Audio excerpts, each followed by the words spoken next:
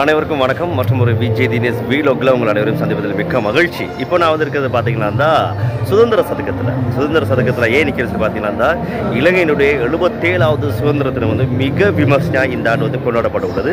அதற்காக பகலாக பார்த்தீங்கன்னா ஒத்திகை நிகழ்வுகள் இடம்பெற்று கொண்டிருக்கிறது.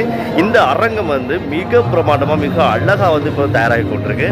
அந்த காட்சியை தான் உங்களோட நான் பகிர்ந்து கொள்ள போகிறேன். குறிப்பாக அன்ருகுமார் திசாநாயக்க ஜனாதிபதியாக தெரிவு செய்யப்பட்டிருக்க பிறகு வருகின்ற முதலாவது இது சுதந்திர தினம், 77வது சுதந்திர தினம். எனவே இந்த சுதந்திர தினம் வளமையாக பார்த்தீங்கன்னா இலங்கை சுதந்திர தினங்கள் இதுக்கு முந்தைய ஆண்டுகளில் கொழும்பு கோல்ட் ஃபேஸ் தான் நடைபெறும். ஆனால் இந்த ஆண்டு வித்தியாசமாக இந்த சுதந்திர சதுக்கத்தில் இடம்பெற போகிறது. எனவே இதற்காக ராப்பகலாக பிரித்தோதும் நிகழ்வுகள், அதற்கு சமய நிகழ்வுகள் சொல்லி பல விடயங்கள் தொடர்ச்சியாக இடம்பெற்று வருகின்றன.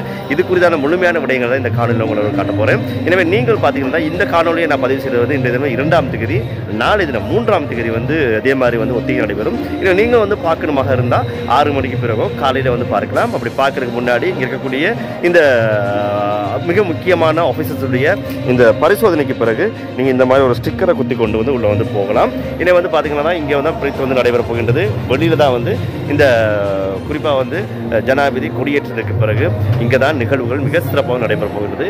எனவே இது குறித்தான விடயங்களையும் காணொலிகளையும் உங்களோடு நான் முழுமையாக பகிர்ந்து கொள்கின்றேன். எனவே பார்க்கலாம் வாங்க இந்த காணொலியில் என்னென்ன விஷயத்தை நாங்கள் பார்க்க போகிறோம்னு சொல்லி.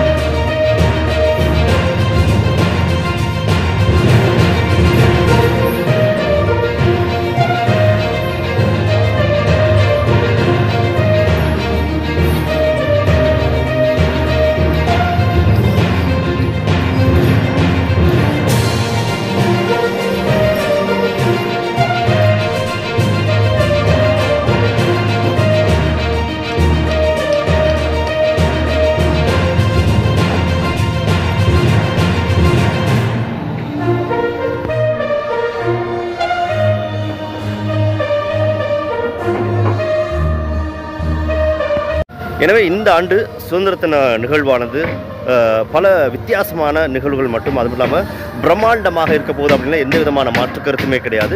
அந்த அளவுக்கு வித்தியாசமாக பாருங்கள், ராப்பகலாக பல விடயங்களை வந்து செய்து கொண்டு வராங்க. எனவே முடிந்தவங்க இங்கே வந்து நேரில் வந்து நீங்கள் பார்க்கலாம். நேரடியாக வந்து பாருங்கள், பொதுமக்களுக்கான அமர்றதுக்கான நிறைய இடங்கள் தொடர்ச்சியாக வந்து அப்படியே ஏற்பாடு செய்யப்பட்டிருக்கின்றது.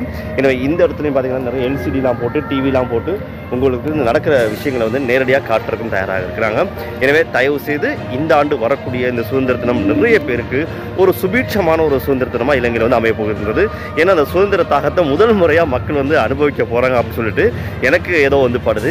ஏன்னா இத்தனை ஆண்டு காலமாக நாங்கள் வந்து பார்த்தீங்கன்னா ஒரு மூடிய அறைக்குள்ளே நடைபெற்ற ஒரு விஷயங்கள் தான் பார்த்துருக்குறோம், அரசியலை பார்த்துருக்குறோம். ஆனால் இந்த அரசியலானது வெளிப்படையாக மக்களுடைய அரசியலாக, அதே மக்களுடைய ஆண்டாக இருக்கிற நிமித்தம் வந்து மிக வித்தியாசமான ஒரு சுதந்திர நிகழ்வு இந்த ஆண்டு நடைபெறும் அப்படின்றது எந்த விதமான மாற்று கருத்துமே கிடையாது.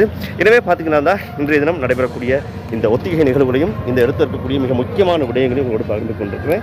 எனவே இந்த காணொலி உங்களுக்கு பிடித்திருக்கும். பார்த்தீங்கன்னா தான் நாங்கள்லாம் சாதாரணமாக டிவியில் பார்ப்போம், எல்லாம் நேரில் வந்து பார்ப்போம். ஆனால் அப்படி பார்க்குற போது என்னென்ன விஷயங்கள் அப்படி செய்யப்படுது, என்னென்ன அரேஞ்ச் பண்ணுவாங்கன்னு நான் பார்த்தது கிடையாது. ஆனால் இப்போ பாருங்கள், இது மூலமாக நீங்கள் பார்த்தது மூலமாக எவ்வளோ பேர் வேலை செய்கிறாங்க, எவ்வளோ பின்னாடி எவ்வளோ பேர் வேலை செஞ்சு இதை வந்து நம்ம காட்டுறாங்க அப்படின்றத தான் நான் உங்களுக்கு இந்த காணொலி மூலமாக காட்டியிருந்தேன்.